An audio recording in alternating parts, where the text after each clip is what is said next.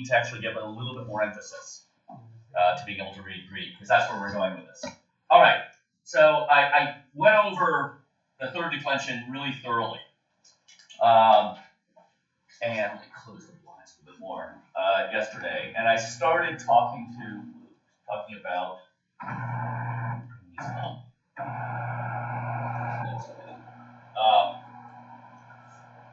the non-thematic conjugation. Now, you've had a few of these non-thematics already, and the only in all of the non-thematics you've had in some weird way are a little bit irregular, but they're not so irregular that this will be completely new material to you.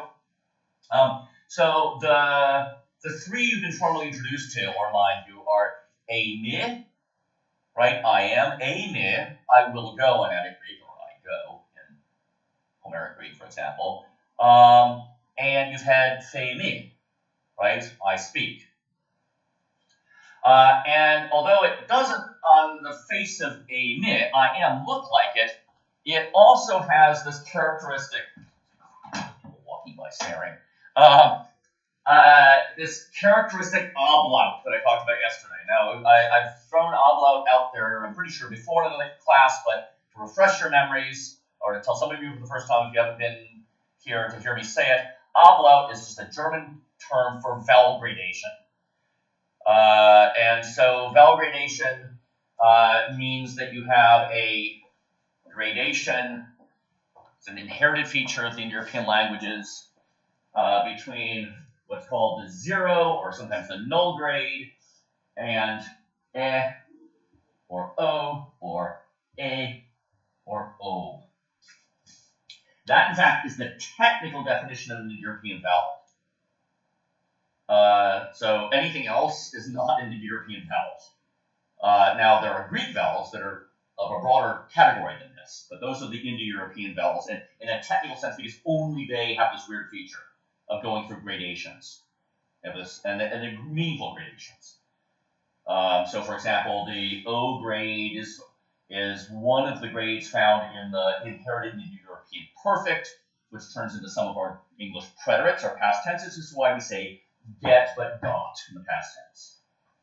So these are meaningful patterns, or they were at some point, although their meaning may be lost to people. Now, all of them have this ablaut feature to them.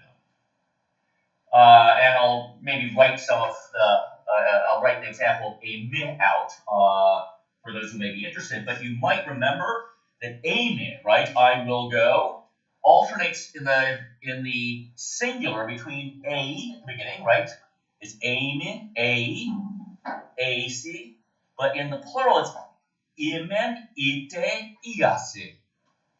It alternates between a, the diphthong, and e.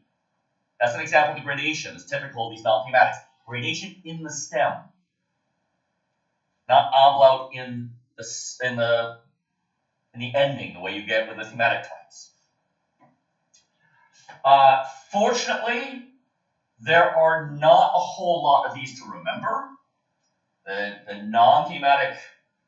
thematic conjugation in the present is much more common, but they are often really common words. So that's why you have to learn them. So this is not a comprehensive view of them. I'm not going to do that, but at least know we also have paradigms to work with, right? Paradigms just meaning examples. Paradigma in ancient Greek. Literally that thing which deiknoumi, a good example of a non-thematic word, it points beside something, right? Paradigm is an example. I'm going to give you three types of these reduplicating sorts. I'm going to introduce you to another common type in Attic Greek. So a lot of the really common ones have a present tense feature of reduplication, right? You've seen that before. You've seen it with gignosko, right? I come to know, I learn, or more simply, I know in some circumstances. As a matter of fact, gignosko is one of these. It's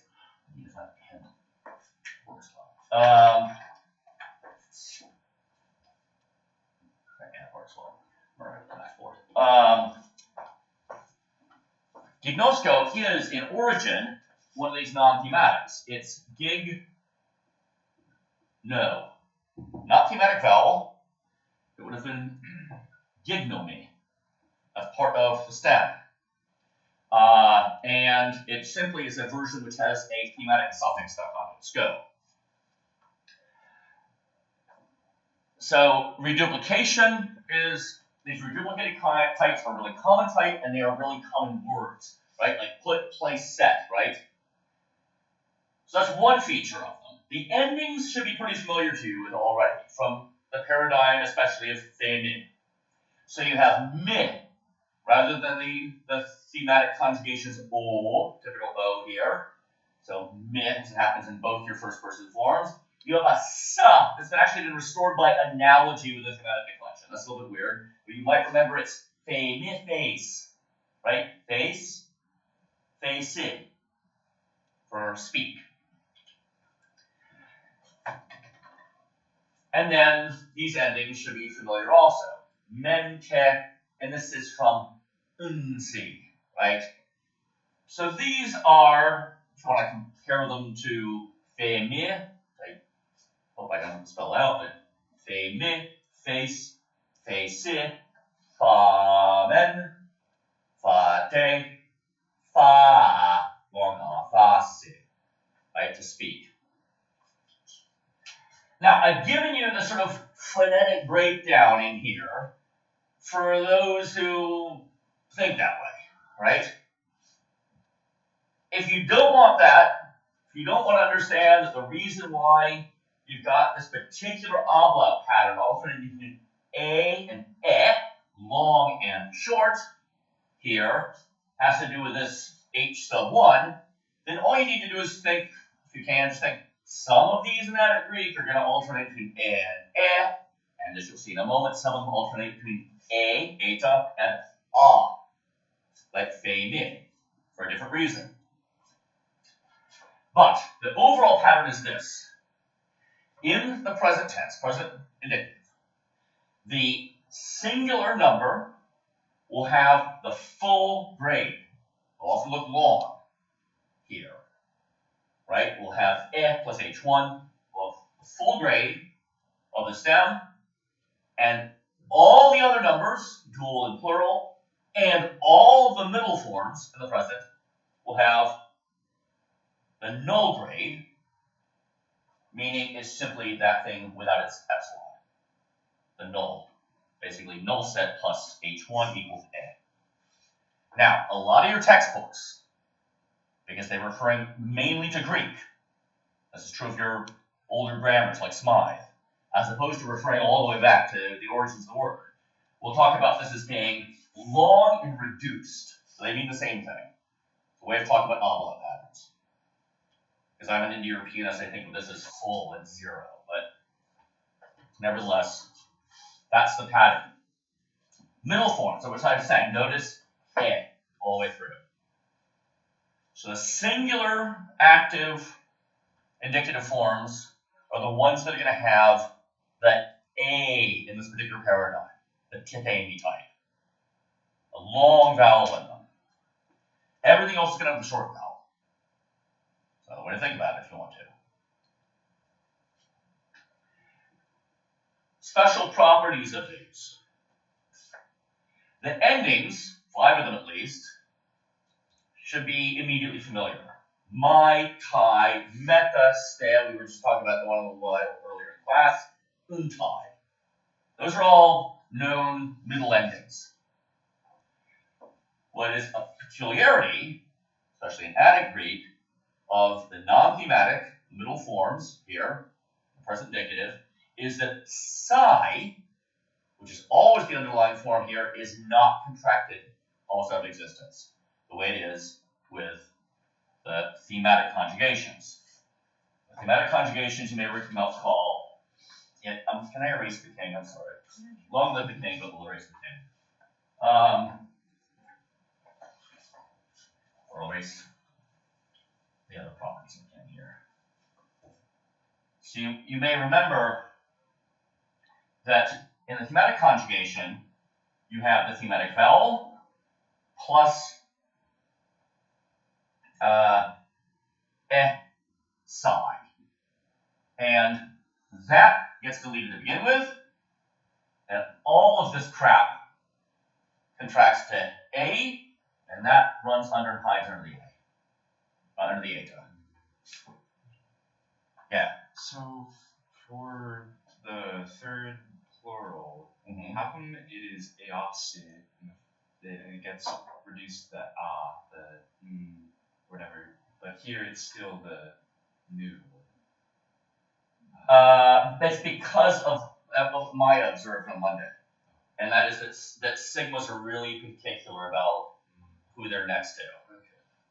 And I actually went over that in class yesterday, but I'm not going to do it right now. But a feature, especially of anic-ionic, is that if you have the combination nu sigma, firstly, this arises because tau iota always becomes sigma iota, and then sigma with a nu next to it causes the nu to be vocalized, and it lengthens the preceding vowel. Yeah. So it's a weird, it's why we say it's usi in the phonetic conjugation, and not onsi, which is what you'd expect. There are 4 rules to it, which I can spell out to you sometime. Just remind me, but I sort of went over them in a list form yesterday. All right, but so psi is complete here. It doesn't contract. And the reason it doesn't contract is that is actually the trace of a consonant. It's trace of that H1. It's not actually a vowel in the strict sense of the word there. So it doesn't contract. Psi is there. Now, some dialects will contract it, but anic-ionic doesn't in most circumstances, in the overwhelming number of circumstances. And secondary middle endings, the imperfect tense. The only thing I want to call your attention to here is that it's formed like you'd expect, right? Main, to, meta, ste, unto. The thematic, the temporal augment. But notice that so does not contract here.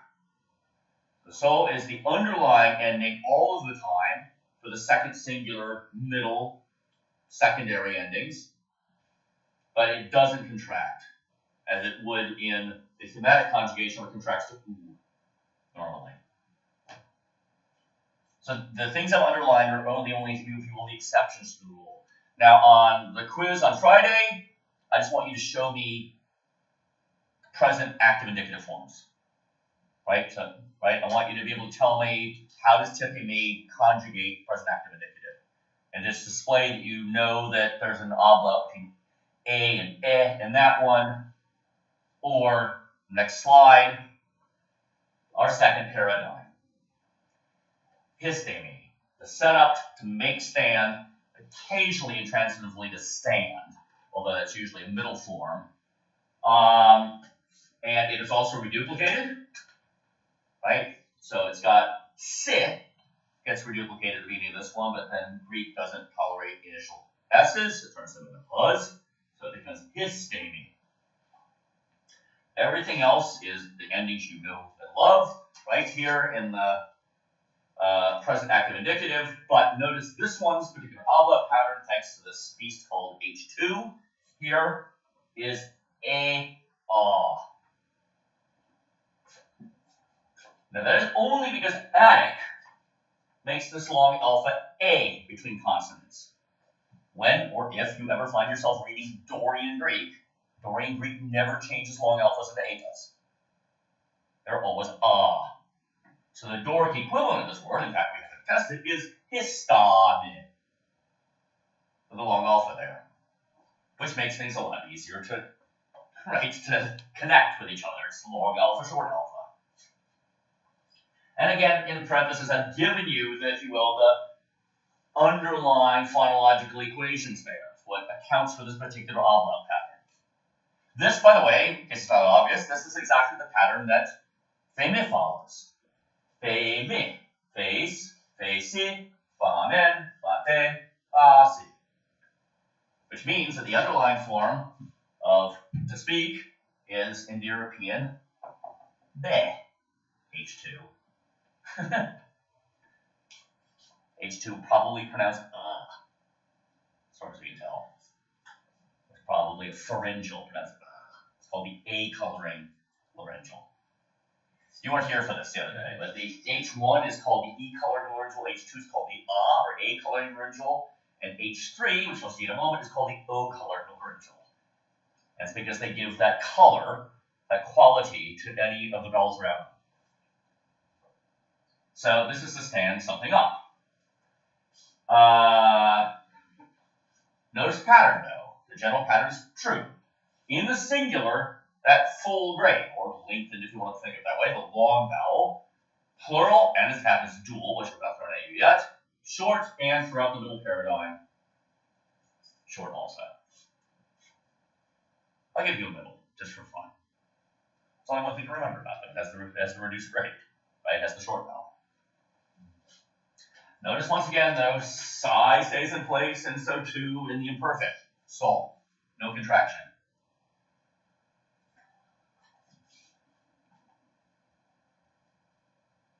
Actually, I need to fix this because you should read his name.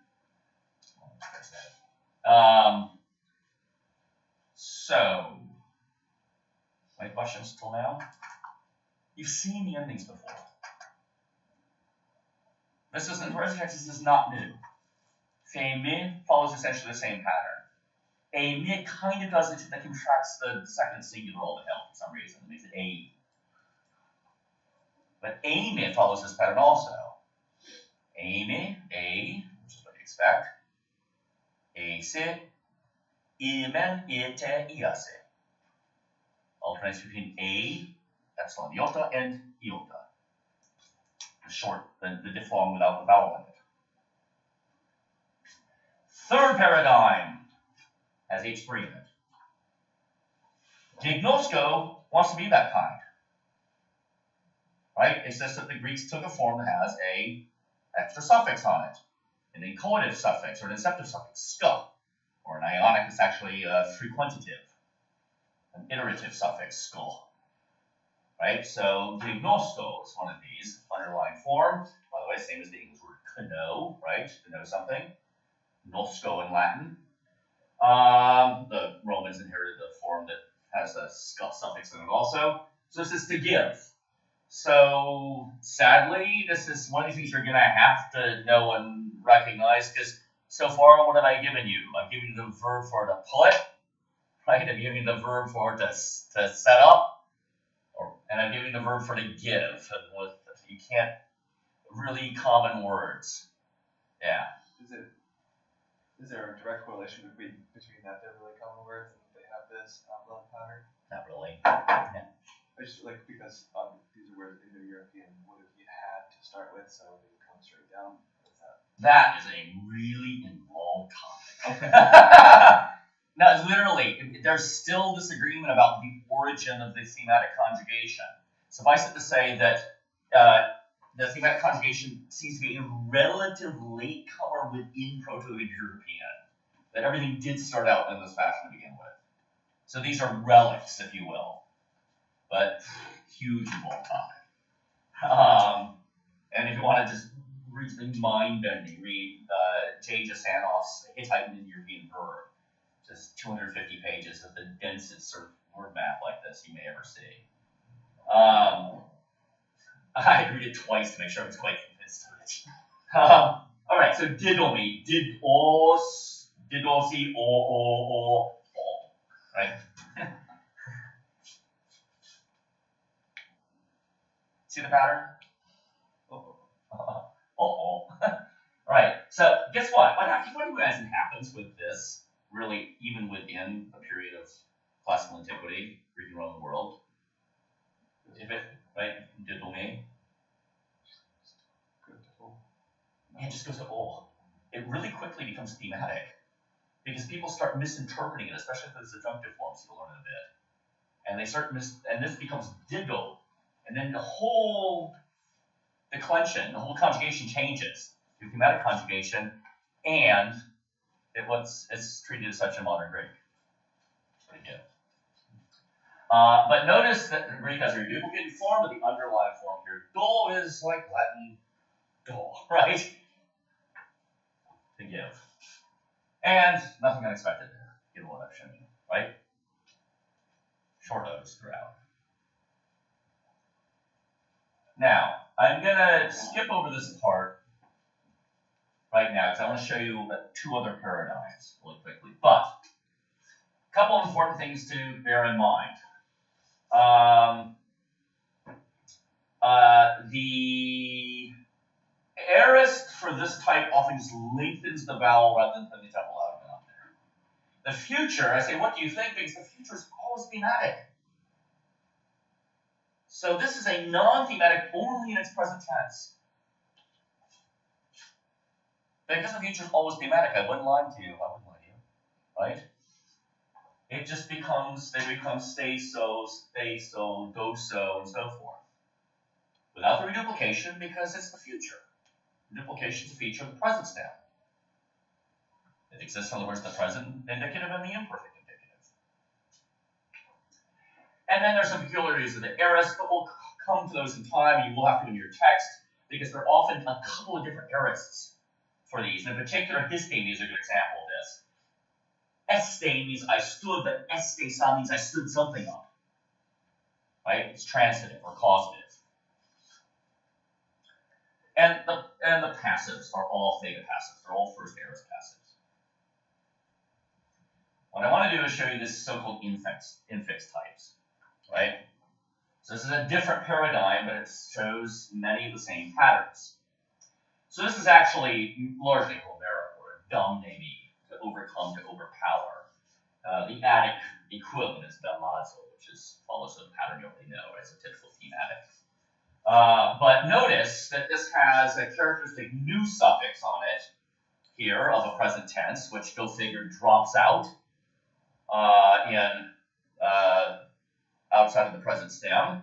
In fact, what happens is that edamaso, which is the aorist of this, it gets back formed, as we call it. It's the reason why a later Attic form of the present was based on the aorist stem. But it follows the same pattern, right? In its suffix, the one. So that's the underlined form there. Middle does the same thing. That's largely what I'm going to be looking for when I ask you to conjugate these in the quiz. Is that you just know what the outlet pattern is for the respective paradigms. I'll give you a selection of these verbs and these verbs alone. Another common one, more common than saying to overpower somebody, right? But is this one. Deiknumi, to show or to point out. Right? Now this is subtle, because although the underlying form actually has an abla between eu and just simple u, right? The zero grade of the diphthong, in Greek, early on, rather than being eu, it becomes a long upsilon. So the only distinction here is length of that vowel. And you know what? I'm not going to give you that one on the quiz because I don't want you to write your macrons and fussy. But I just want you to see the pattern, right? The time when this will be important, though, is in reading poetry. Because Greek meter is about vowel length. So it will become important eventually in literature. So deiknumi, deiknus, deiknusi, right? Deik, right? Nice and short. Deiknasi. The asi, by the way, is in there by analogy with the other conjugations. Now, by the way, it's also weird Latin, just something weird with the stem in terms of the word decode, say. Romans are pointing at things with their tongues apparently all the time. But elsewhere, it just means to point in other European languages. Point something out. So, notice short throughout the middle paradigm. And, nothing surprising here. Future, always thematic. Deiksol. Nothing unexpected there. Just the spelling rule says kappa plus sigma is going to be written as C on the Ionic alphabet. Right, I bracketed the perfect. We've not gone there yet, and we've gone there in an earlier iteration of this class. I just didn't bother to leave everything out. All right, that's it. Marking equation in the non-finite form. So this PowerPoint is online.